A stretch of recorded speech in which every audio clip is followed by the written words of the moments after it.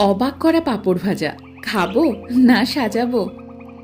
Calling bell বাজতেই দৌড়ে ছুটে গেছি। অ্যামাজন থেকে কোন অর্ডার এসেছে সেটা কাউকে দেখতেই দেব না। এই জিনিসের নাম রাইস পেপার শিট, আর তা দিয়ে আজকে বানিয়েছি অসাধারণ দেখতে ফুল আর পাতা। এই ভাত রং করেছি হলুদ, শুকনো লঙ্কা আর ফুড কালার দিয়ে। বলো কি সুন্দর দেখতে হয়েছে না?